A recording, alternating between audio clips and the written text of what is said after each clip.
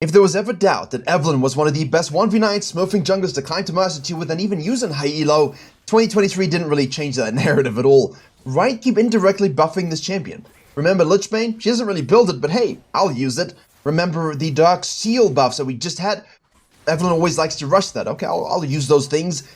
The jungle metas, the systems around her, the electrocute with higher base damages is great if you're a little bit further behind as well. Yeah, there's less scaling, but you know, you overkill people anyway. So in this video, we're going to look at why and how EVELYNN has become this dominating 1v9 force and how you too can use it to smurf and climb whatever rank you want as quickly as possible because of her uniqueness, but also she kind of puts you in this box. And I think on the coaching channel later tonight, you're going to see a video showcasing how junglers and most elos, specifically Diamond 1, Diamond 2, don't really punish enemy junglers enough, right? They have the opportunity to do so when they don't.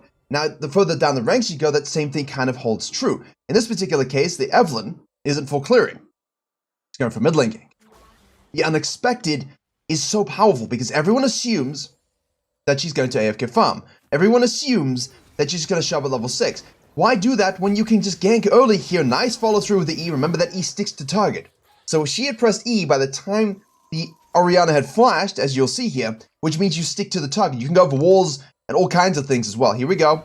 We activate our W. We want to get a full charge, obviously, if possible, so we wait for it. We hit our E to get that full proc. Now we can hit our Q. We can stick to her, and that should be free kills, electrocute proc, passive, triggered by the Anivia. If you want help implementing this information into your own game, I have a free jungle improvement resource and a dedicated program where we have jungle video courses, jungle coaching, coaching VOD libraries, weekly coaching classes, Q&As, patch note rundowns, private high elo streams, as well as a private jungle Discord. And I know how to make junglers convert from low elo to gold to emerald to diamond to master plus. If you want to climb faster than anybody you know, jungle diff every game you play, head to virkayu.gg. And this is where things become quite awkward for the Vi because obviously it's warded here from the Orianna, but she's dead now. And remember the box I mentioned a few seconds ago?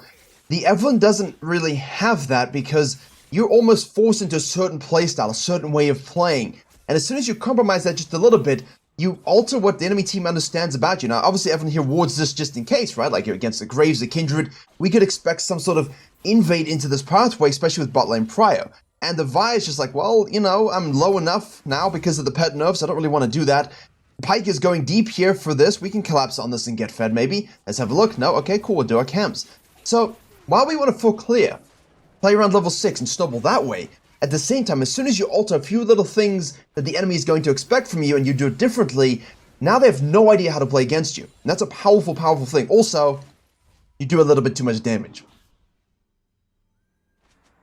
A lot more damage. And Dark Seal is going to be such a powerful item on this champion. A lot of people do go it. Some people have decided to stop going it. The Vi is obviously going to double scuttle, get division, and now thinks, hey, the EVELYNN is most likely going back to base. She's going to go to the top side scuttle. And I think here you could look to leverage that, but she sees the low HP Caitlyn, so she wants to go for that. And in EVELYNN's case here as well, you see her rotating to the scenario. Maybe I want to go mid lane first as well. So I don't agree with this pathing whatsoever. I think here we know we can take this the top scuttle, we can gank top lane, we can gank mid lane again straight after. We don't have to worry about a sequencing fully, but this is where it's just so damn unexpected. Look at this. You watch any Smurf EVELYNN, they gank pre-6 more than any other EVELYNN that you will ever encounter. Most EVELYNNs would just go to the, get the assist from the Vi here. Most EVELYNNs would just sequence, take scuttle crabs, focus on their camps. Significantly better EVELYNNs know that a charm is a free gank, especially with CC, especially if they have no flash. And I don't need to full clear. Now I can take the scuttle crab and go back. Now, I don't think there's necessarily a reason to do it from this perspective. I think we could have done it from this perspective as well. And then you see the Vi down here, we can also take these raptors. So by heading to the top side, yeah, we can take this. Yeah, we can gank this. But we can also snack away these raptors and maybe even the Krugs if Vi spends too much time here or dies. And then, of course, you can carry on sequencing and doing your business. However, the best thing is always gank your lanes, get them fed, and get yourself fed with them. Dark Seal buffs, thank you so much. Gust Walker nerfs don't really affect us as much. I mean, the movement speed, we have enough movement speed as it is. A lot of people are trying red on different champions just to see if that tick damage plus slow kind of helps a little bit, but the blue was always a bit overtuned, and now it's just solid. We shove out here, the Vi could show up, and now we go back to sequencing. Let's look at the match here. We have ganked twice mid lane. We have sequenced our camps, we have taken a Scuttle Crab, we're in the same position as the Vi basically, except we're a camp ahead, and we're already in the bottom side quadrant. and we'd suboptimal pathing for the mid lane gank. Now, because we know we should be ahead of the Vi, we can maybe do this again, a third gank here, because Orianna's going to keep pushing. She thinks she has this advantage. And, you know, overall, I'm definitely more of a, hey, let's do Raptors into Krugs kind of thing, but there's a distortion between the Raptors and the Krugs, right? Because we did Raptors, red Krugs. So while we wait for the Krugs to spawn, we can invest the time in mid lane. We can soak some experience a little bit if we're close enough. We're just waiting for this fat wave. I feel like we could have done Raptors straight up guaranteed and then gone for this. There's no reason to wait this long. We do hit that, obviously. We don't want to go too deep here. Wall from the Nivea. Well done, well done, well done. That's it. Beautifully executed gank. Relied on the Anivia to hit a wall and play properly, but now we've lost the tempo advantage and the quadra control, and Vi can maybe do something about it. Fortunately, the Vi is not yet level 6. Pyke can roam, obviously, we see that here. We chuck a Q over to the Raptor Pit. This is where showing pre-6 kind of hurts you a little bit, and I do understand the reason.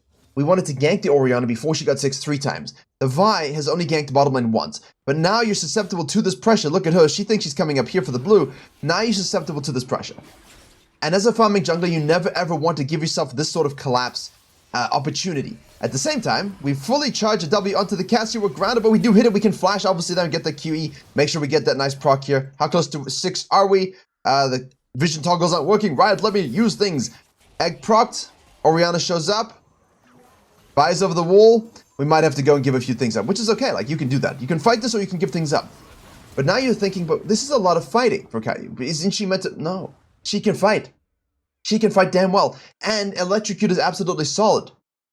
I've been noticing about a 2 to 300 drop-off in damage, but it's difficult to say until you get more games. But the Absolute Focus, Gathering the Storm, Electrocute, you're going to kill somebody guaranteed. The Electrocute gives you a lot of damage in the base form now for these repeated ganks. We'll hit level 6 after the Scuttle Crab. Now we can regenerate up, and now we can go use that again. Yeah, Vi takes us. This is where the new meta is important. Go. Go. Go. No. Okay, so sometimes, you know, they still make mistakes, but here you've got a full quadrant you can steal. Like, this is gone and this is gone already. So you might as well take all of this as well. Could we kill this? No ult? Potentially. Depends on your lane, depends on how you want to approach things. We've got a little bit until 8 minutes, and obviously we have a lot of cash money gold in pocket here, right? 3,000 total, 1,400 in pocket that we can spend. So I would have preferred to see some counter jungling here just while the Vi is doing dragon and she shows up on the bottom side. You can do this into this very easily. Proc your camera and then carry on about your business. Maybe even gank this with level 6. With that prio, now you could go straight to the Herald or translate it to mid lane. So we are doing the same kind of thing, obviously, as expected. No R on the caster, which we want to burn to try and get out of our miasma so we don't get grounded. There we go. Hit your barrels, Sir Pirate. Come on, there we go. Ult kill. Juicy, juicy. Do think we should take in the red Krugs, though. Because now, the Vi is going to show up here. You can then fall back down to this to protect against counter jungling yourself, or you can just base here and then go straight up again forward with a huge itemization spike because we got a lot of gold in pocket. So the options for what EVELYNN can do in terms of map control are absolutely huge. And now, obviously, they need control wards to contain you. From Vi's perspective, is she doing this? Is she doing a blue side? Did she go back to base? I don't know. I don't know. And she's so strong, I don't think I can necessarily fight her. And that's the point.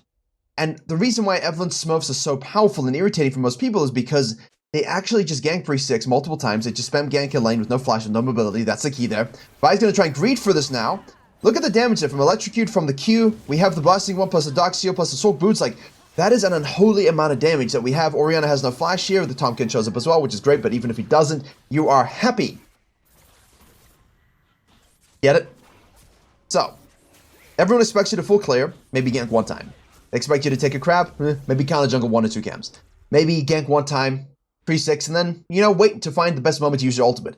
The best Evelyns understand that the indirect buffs that she keeps getting, the jungle metas that we keep finding ourselves in, the way the pets work and the itemizations and the game works at the moment is purely suited for Evelynn's best self. You can smurf any game you want, and that's why you see a lot of smurfs actually doing it. In this particular game, we also do a lot of terror damage. We have the highest KP out of anybody. We'll see how it goes. But we're 5-0-2, 7 out of 8 KP. The Vi is 0-1 and has no idea how to actually react to this kind of Evelynn play. And when you have the Evelynn power of, I do think stealing red at least, maybe not Krugs, but like at least red into Krugs, you know, ganky top lane, it gives you the same sense of power here because the Vi will be forced to the bottom side or to greed into your blue side and you have the same result, basically, plus the fallback, plus a denial. I do think that is important to note. And that would keep the Vi on par with us in terms of CS, especially if she couldn't counter jungle. So that's important against better junglers who might look to punish your ganking in some capacity. But if you play like this, you're powerful, you're potent. And now, of course, we have R up, we're level 8. There's no reason to full sequence anymore. Use your camera, use your ult, counter gank, don't let them get anything for free. 4 people bottom lane here, we're gonna have a look here. Oof. I mean, if we had flash up, rocket bot ready, maybe we could hit the Vi there, but she has ult, we get locked down. No point overcommitting. Disengage, re-engage, hover, shadow. We do have our herald, we don't need to force it. They're all going mid lane, so we can wait to see if that's where they're going. Yes, it is. So now we can say, hey, let's chill in the bush. The time invested is fine. This quadrant was taken. These 2 things are up. Vi is not going to go for those, obviously. Way too risky for her. So we can just sit. We can just sit. As long as you got your clearing down, the lead, what are we at? 4.8k gold, 14, I say if you have 6k gold at 40 minutes, that's your solo carry gold measurement. Ult proc here, no ult from the Xayah, so this should be a free kill. We can obviously use our ult to dodge aggro. She does a flash, we'll hit that. We just ult out if we need to. If we don't need to, don't waste it, obviously. And now, in the meantime, Vi's like, oh, I have to go to the bottom side. I'm down a level. That's another gank. Evelynn doesn't choose to use the Herald here. Caitlyn most likely will die. We have flash ult from the Vi, so I do expect a death here. Let's see if she goes for it. Yep, we're going to go mid lane. We walk over control ward. That's kind of why I wanted to use the Herald. Like, it's not the most perfect use of... not the perfect use of the Herald, but at the same time, what it does allow is you to get some plates for yourself, to shatter your Caitlyn, shove the weapon, get some plates for her. You can fall back with her. You can sequence into this. You don't really need to base your Giga strong. You probably get Rocket Belt if you needed to, if you could. And then you can go and fight for this. But the Mesh Eyes is purely stacking. You get stronger there as well. And Vi can't get a free kill. So I do think we've missed a few opportunities for that. Obviously getting a passive back here, Tom Kent's roaming. But this is the whole point, though. It's not necessarily about having, you know, the best counter jungling moment or the best Herald usage or the best blah, blah, blah, blah. It's just, can I execute better than the enemy jungler, surprise them, and play it in a bit of an unorthodox way while fusing it with good jungle theory. And spam ganking a lane, repeat ganking a lane is what every jungler should do, which of course we did. Playing for your level 6 and then using it as soon as you got it, that's exactly what we did. Here we go. Did that look like you like any sort of damage from the electrocute nerves? And obviously they buffed Dark Seal, which means we got a nice thing to get into a Mesh Ice, which of course we have here. Now we can activate this, hit the turrets. Hey, you guys are playing down here, that's fine, no stress. Let me take this one for you. I'll keep my eyes on this, here we go. You can do this too. She presents everything possible that one could need to 1v9. That right there is her weakest point, that and probably clearing wards, but it doesn't mean you can't do it. You can. You can. This Evelynn does a lot of terror damage. So, 603, 9 out of 10 KP. Push this wave all the way up. Orianna is now probably giga mad. We'll get our passive up. People should be falling back here. TB is committed over to this zone. There's no flash on the Orianna. We do have our, sorry. That's a Cassiopeia, not an Orianna. But she doesn't have flash either. Here we go. Knock up into Charm. Into keep our damage. Oh, a little bit of a spicy flash from the Cassio. Don't know why you TP to that. Evelynn now goes onto the Nivea, who has her ult available. Evelynn's just shadowing and patiently waiting and relaxed into so much damage. Anybody who is out of position will die. No patience needed, Viceroy, for they will die. Obviously, the Orianna's coming up here. We'll kill the Xayah. We'll try and kill the Pyke if we can, but he's going to escape. Well, the Toad guy tried to flash Q. Didn't work, but he tried. Yeah, 803, 24 stacks. Not even a mythic yet. Don't need to base because we keep getting stronger. Vi's back on this side of the map here. We can use our camouflage, no control, which means we can sneak. Ooh, hello. Okay, keep your eyes up. Here we go. Ooh, there's a Pyke. Okay, he's gone. He might have seen us. So this is the next level that people get wrong. You kind of want to go to Dragon. You kind of want to do stuff, but at the same time, imagine a world where it's only you as the king. Like, you rule all, everyone else is a Despicable Me, right? Everyone else is a minion, and you are Gru. That's it. When you don't take dragons, when you can, and they can't, and when you counter jungle them or take things away from them, and then they can't really do anything else, you are just keeping yourself getting stronger, and everyone stays still. When you get ahead, they stay still. So this Evelynn sort of mind play here allows you to do this kind of stuff. And yeah, of course, they're gonna get it now, and I do understand why people don't go for it, and I would prefer us to go for it. But basically, the cheese are forcing them to stay and hang around. They get a free one right here. That's okay. We can go and counter jungle full camps. You know, you don't need to go farming right now. We can just keep up this PvP power because no one can handle us. And I think there's a lot to be said for obviously taking those dragons and playing a little bit more methodically in that sense. Like here, we definitely missed counter jungling. I think that was a free dragon as well. You know, if you want to have a more complete game, that will work. But the reason why she is a smurfable jungler is because you don't need to do those things to 1v9. And I think that's the lesson here as well. It's like, hey, I didn't get the dragon for whatever reasons. I just easy double kill with hate spike proc. Hey, I didn't necessarily counter jungle, but who cares? I got my blue, I killed the top laner, right? So you don't have to do what we would consider raw fundamentals at all stages in order to carry the game because of your damage and your passive, your camo passive. Now we can counter jungle. Now we get in your face. Now we use that lead to make sure you get nothing at this particular stage. Oh no, my red buff. We do get the slow there. Doesn't really matter. I think we can stick this out pretty easily. Oh, shoo. There we go. Finally tuned ultimate there, but the damage execute was huge. Huge, and obviously Gangplank showed up as well. 11-0-4. We stopped farming a little bit. You know, we just kind of wandering the high seas looking for bounty. Or booty, in her case. And that's fine.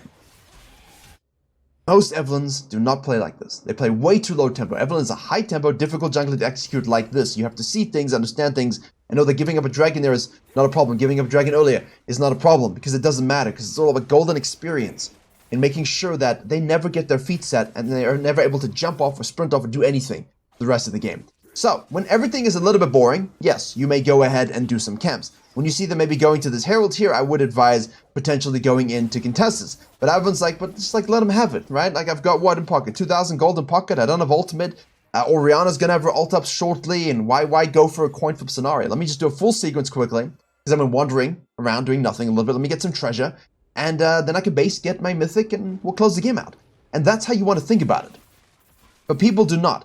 This little downtime here is important, right? Difficult being this active as Evelynh. You gotta then go and make sure you're keeping that fallback mechanism so that you don't, in situations where you don't get as many kills as you think, right? You don't end up falling flat on your face and throwing the game away. So, learn to give up classical things, like your dragons and your heralds and maybe some counter jungling, although I would not. I would prefer it if we got those things at the same time. I think you can have a better experience when you're not smurfing, because when you're smurfing, you understand these things quite quickly, you know what they're doing, it's easy to read. But when you are a regular jungler looking to climb, it's better to reinforce those fundamentals.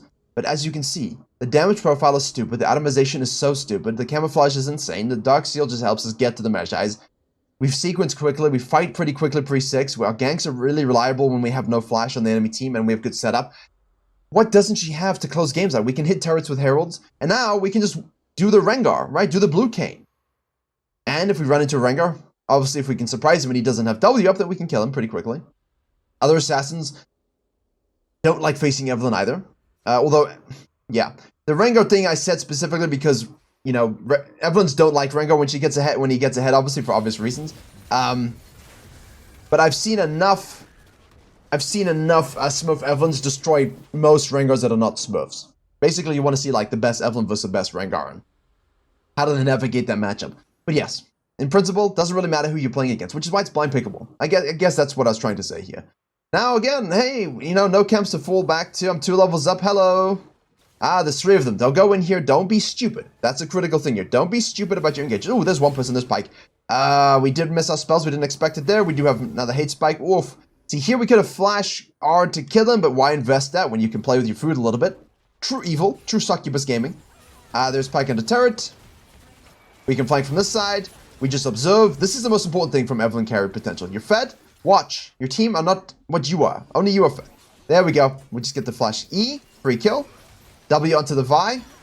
We'll hit that one here after we get ulted. We get eaten by the Tom Kent, so we are a little bit aggressive, but it's okay. Nice kill there from the team. Miasma from the Cassia. We're going to turn back, focusing left here. We do have ult available as well. We're going to trigger our passive and get that heal back from all the AP we have. And we rocket belt Q, get that kill. Vi is not going to have another W chump put on her. We do get hit by that. Look at the damage, look at the damage. That execute was insane. Comment if you thought she was dead at 19 minutes. Comment if you thought she was going to die to the Vi, actually. How do you play against something that spikes? She's full build, by the way. She can go get Void. Doesn't really need it, but she can go get Void. I think in this game, Banshee's Veil is huge because of the nature of their comp specifically, but there you go. Another Q. Another hate spike.